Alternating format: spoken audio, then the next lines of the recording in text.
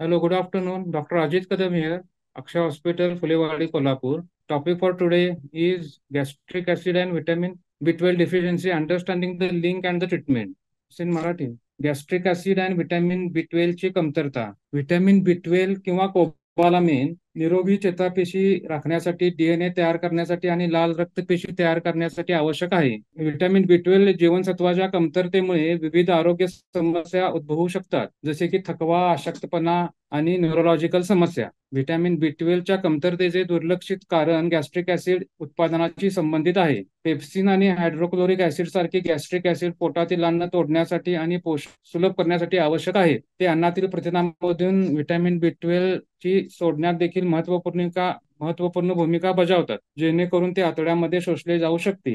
तथापि, जेव्हा गॅस्ट्रिक ऍसिडचे उत्पादन कमी होते, जसे की एन्ट्रोपिक जठराची सूज किंवा विशिष्ट औषधांचा दुष्परिणाम, उदाहरणार्थ जसे की प्रोटॉन पंप इनिबिटर किंवा H2 रिसेप्टर ब्लॉकर्स सारख्या परिस्थितीमध्ये दिसून येते, तेव्हा अन्नातून व्हिटॅमिन बी काढण्याची आणि शोषण्याची शरीराची क्षमता धोक्यात येते. या व्यतिरिक्त पोटात व्हिटॅमिन बी शोषणासाठी आवश्यक असलेले प्रथिने आंतरिक घटक तयार होते. कमी गॅस्ट्रिक ऍसिडमुळे अंतर्गत घटकाचे उत्पादन कमी होऊ शकते, ज्यामुळे व्हिटॅमिन बी शोषणात अडथळा निर्माण होतो.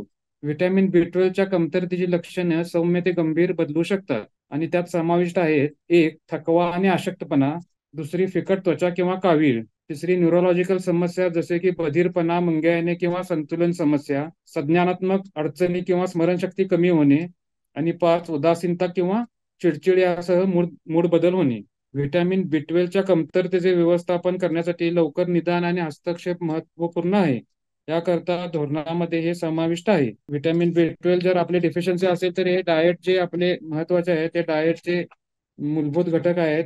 एक म्हणजे मांस, अंडी आणि दुग्धजन्य पदार्थ यासारख्या व्हिटॅमिन बी समृद्ध पदार्थ सेवन केल्याने पुरेशी पातळी राखण्यास मदत होऊ शकते. फोर्टिफाईड फूड्स आणि सप्लिमेंट्स हे शाकाहारी आणि लोकांसाठी पर्यायी स्रोत तर आहेत. म्हणजे बेसिकली व्हिटॅमिन बी हे नॉन व्हेजिटेरियन फूडमध्ये जास्त आहे. फोर्टिफाईड फूड्स आणि सप्लिमेंट हे शाकाहारी लोकांसाठी उपयोगी पडू शकतात. Second number, vitamin B supplements over the counter उपलब्ध आहेत आणि कमतरता असलेल्या बहुतेक व्यक्तींसाठी ते प्रभावी ठरू शकतात. गंभीर प्रकरणामध्ये पुरेशी पातळी लवकर पुनर्संचयित करण्यासाठी व्हिटॅमिन बी इंजेक्शन आवश्यक असू शकते. म्हणजे सिव्हिअर डिफिशियन्सी ज्यावेळी असेल व्हिटॅमिन बी ते रिप्लेनिश करण्यासाठी इंजेक्शन घेतलेली उपयोगी पडतात. जर कमी गॅस्ट्रिक ऍसिड किंवा आंतरिक घटकांचे उत्पादन हे मूळ कारण असेल तर या समस्याचे निराकरण केल्याने व्हिटॅमिन बी शोषण सुधारण्यास मदत होऊ शकते.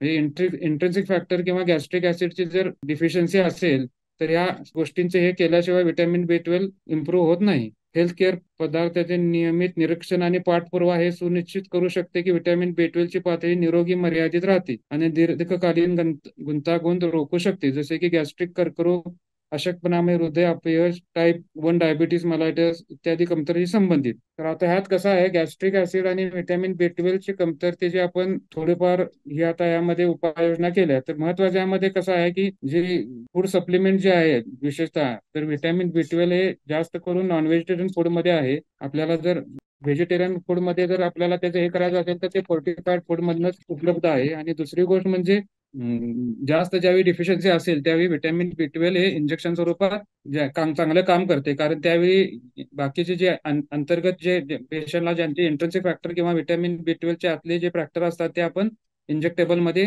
काढू शकतो. कमतरतेची जे महत्वाची सौम्य ते गंभीर जे व्हिटॅमिन बी जे घटक आहेत त्यामध्ये विशेषतः विकनेस येणे, फिकट त्वचा किंवा कावीळ उद्भवणे आणि बाकी न्यूरोलॉजिकल समस्या म्हणजे जसे बधिरपणा, मुंग्या येणे आणि संतुलन समस्या होऊ शकतात. म्हणजे न्यूरोलॉजिकल डिफिसिट हे मोस्ट कॉमनली माझ्यामध्ये अल्कोहोलिक पेशंटमध्ये कॉमन असते, कारण जे अल्कोहोलिक पेशंटमध्ये त्यांच्या आहारावर त्यांचं संतुलन राहत नसल्यामुळे त्यांना हे प्रॉब्लेम होऊ शकतात. सिव्हिअर मध्ये sub acute combined degeneration of cord सारखे जे सिंड्रोम होतात त्यामध्ये असे मुंग्या येणे आणि संतुलन समस्या हे प्रॉब्लेम या सिव्हिअर बी डिफिशियन्सी मध्ये राहू शकतात, जे आपण डे इन डे आउट मध्ये अल्कोहोलिक पेशंट मध्ये विशेषतः अनुभवतो. आणि बाकी डिप्रेशन आणि हे बाकीचे मूड डिसऑर्डर ह्या सुद्धा गोष्टी या न्यूरोलॉजिकल याच्यामध्ये होऊ शकतात. आणि व्हिटॅमिन बी सप्लिमेंट जे ओव्हर द काउंटर आहे ते बहुतेक आपल्याला डिफिशियन्सी ज्या पेशंट असते त्यामध्ये ते आपण घेऊ शकतो. आणि अगदी सिव्हिअर डिफिशियन्सी मध्ये व्हिटॅमिन बी हे इंजेक्शन स्वरूपातच घेतलेलं चांगलं आहे. व्हिटॅमिन B12 हे कोबालामिन आपण म्हणतो ते जनरली ऍडिनोसिल कोबामाइल, मिथिल कोबामाइल बऱ्याच डेरिव्हेटिव्ह मध्ये आपल्याला अवेलेबल आहे. आपली डेली मात्रा जी आहे ती फार तशी कमी प्रमाणात आहे. पण डिफिशियन्सी विशेषतः जी होती ती ओव्हर द बऱ्याच कालावधीत उत्पन्न होती, कारण ती मायक्रोग्रॅम मध्ये लागणारी त्याची क्वांटिटी आहे व्हिटॅमिन B12 ची. त्यामुळे डिफिशियन्सी व्हायला सुद्धा बराच कालावधी लागतो, कारण त्याची डेली रिक्वायरमेंटच ही इतकी कमी आहे. त्यामुळे डिफिशियन्सी व्हायला सुद्धा बराच कालावधी लागतो, आणि त्यामुळे ह्या आपल्याला डिफिशियन्सी जी आहे ती लवकर आपल्याला क्लिनिकली स्पेशली आपल्याला बघून मिळत नाही. त्याकरता जनरली जर ज्या पेशंटना अशा प्रकारचे सिमटम्स आहेत, विशेषतः म्हणजे अशक्तपणा राहणे किंवा बाकी न्यूरोलॉजी सिमटम्स आहेत, त्यांचं vitamin B12 level, blood level check केलेली सगळ्यात सोपं गोष्ट आहे, की ज्याच्यामुळे आपल्याला व्हिटॅमिन B12 डिफिशियन्सी आपल्याला क्लिनिकली समजून येऊ शकते. कारण त्याचे सिमटम्स येईपर्यंत बराच वेळ लागतो. त्यामुळे आयडियली ज्या पेशंटना आपल्याला क्लिनिकली वाटतं की जे डिफिशियन्सी त्यांच्यात, ते चेक करून करेक्ट केलेलं सगळ्यात सोपं गोष्ट आहे. ट्रीटमेंटमुळे पेशंटला रिप्लेनिश व्हायला चांगली मदत होती आणि त्यांचे सिमटम्स रिव्हर्ट होऊ शकतात. त्यामुळे वेळीच उपाययोजना करणे हा गरजेचं आहे व्हिटॅमिन B12 डिफिशियन्सीसाठी. व्हिटॅमिन B12 जे आहे कोबालामिन आपण म्हणतो, हे महत्वाचं आहे. त्याचं फंक्शन असं आहे की जे आपल्या शरीरातले डीएनए जे आहे, डीएनएचे ते टिश्यू मध्ये जे डीएनए मॅन्युफॅक्चरिंग होते त्यासाठी हे महत्वाचं आहे. दुसरी गोष्ट म्हणजे जे नर्वचे जे मायलिनेशन आहे ते चेतापेशी राखण्यासाठी आणि रेड सेल ब्लडचा टर्नओव्हर होण्यासाठी त्याचे आवश्यक आहे. आणि ह्या जीवनसत्वेच्या म्हणजे ह्या डिफिशियन्सीमुळं हे जे बाकीचे आता जे मगाशी सांगितले प्रॉब्लेम, म्हणजे थकवा येणं, अशक्तपणा येणं किंवा न्यूरोलॉजिकल ज्या समस्या आहेत, ह्या कशा आहेत की ह्या आपल्या स्टमक मध्ये जे इंट्रिन्सिक फॅक्टर जो सिंथसिस होतो त्याशी निगडीत आहेत. आणि इंट्रिन्सिक फॅक्टर आणि गॅस्ट्रिक ऍसिड ह्या दोन्हीशी हे संबंधित असा हा प्रॉब्लेम आहे. जर जसं हायड्रोक्लोरिक ऍसिड जसं आपल्याला या पोटातल्या म्हणजे आपण जे फूड इंजेस्ट करतो, जे डायजेशनसाठी गरजेचं आहे, ते आपल्याला अन्नातून त्याबरोबर व्हिटॅमिन B12 सुद्धा ते पोषण करण्यात ते गॅस्ट्रिक ऍसिड हे गरजेचं आहे. आणि त्या ह्याच्यामुळेच ते अब्सॉर्प्शन जे होतं व्हिटॅमिन B12 ते त्यामुळेच होतं. पण जेव्हा गॅस्ट्रिक ऍसिडचे जे प्रॉब्लेम उद्भवतात, जसं की कंटिन्युअस जे पेशंट जे प्रोटॉन पंप इनिबिटरवर कंटिन्युअस जे क्रोनिक थेरपी सुरू असते किंवा H2 रिसेप्टर ब्लॉकर ज्यामध्ये हे असतात, त्यामुळे ते डिफिशियन्सी ह्याची होऊ शकते. त्यामुळे ते अब्सॉर्प्शन आणि याला प्रॉब्लेम होऊ शकतात व्हिटॅमिन B12च्या. आणि जर गॅस्ट्रिक ऍसिडचं जर प्रोडक्शन जर कमी असेल तर त्यामुळे त्याचं व्हिटॅमिन B12 सुद्धा त्यामध्ये सिंथसिस मध्ये प्रॉब्लेम होऊ शकतात. आणि मगाशी सांगितलं त्याप्रमाणे व्हिटॅमिन B12 ची जी कमतरतेची लक्षणं आहेत ती सुद्धा त्याप्रमाणे मग कमी जास्त प्रमाणात होऊ शकतात. कमी प्रमाणात असेल तर फक्त थकवा किंवा अशक्तपणा वाढतो, किंवा मग बाकी स्किनचे जे म्हणजे प्रॉब्लेम जे आता म्हणजे फिकट त्वचा वाटणे किंवा कावीळ वगैरे होऊ शकते.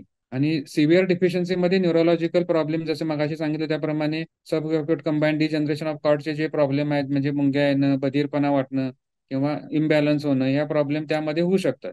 आणि त्याची व्यवस्था आपल्याला त्याची मॅनेजमेंट जर करायची असेल तर एक तर महत्वाचा पार्ट डाएट आहे आणि दुसरी ट्रीटमेंट आहे. आता डाएटमध्ये महत्वाचं कसं आहे की मग अशी एक्सप्लेन केलं त्याप्रमाणे नॉन व्हेजिटेरियन फूड मध्येच त्याचं जास्त प्रमाणात हे झालं, आपण त्याची विशेषतः त्या ह्याच्यामध्ये व्हिटॅमिन B12 आपण रिप्लेनिश करू शकतो. आणि जर व्हेजिटेरियन्स मध्ये आपल्याला सप्लिमेंट किंवा फोर्टिफाईड फूड जे व्हिटॅमिन B12 फोर्टिफाईड करूनच जे प्रोडक्ट आहेत, त्यामुळेच ते आपण त्या व्हेजिटेरियन ज्या रुग्ण आहेत त्याची आपण काळजी घेऊ शकतो. तर महत्वाचा डाएटचा पार्ट झाला. आणि ट्रीटमेंट वाईज जर घ्यायचं झालं तर सिव्हिअर डिफिशियन्सी असेल तर इंजेक्टेबल इंजेक्शन घेतलेली कधी योग्य आहेत, की जेणेकरून रिप्लेनिश व्हायसाठी गरज होती. कारण इंजेक्शन हे डायरेक्ट बायपास करतं, त्यामुळे व्हिटॅमिन B12 लेवल मेंटेन करण्यासाठी त्याचा उपयोग होऊ शकतो. आणि ज्यांची कमी डिफिशियन्सी आहे त्यांच्यामध्ये आपण ओव्हर द काउंटर किंवा B12 चे जे बाकीचे जे प्रोडक्ट आहेत ते घेऊ शकतो, जेणेकरून आपण ह्या व्हिटॅमिन B12 जे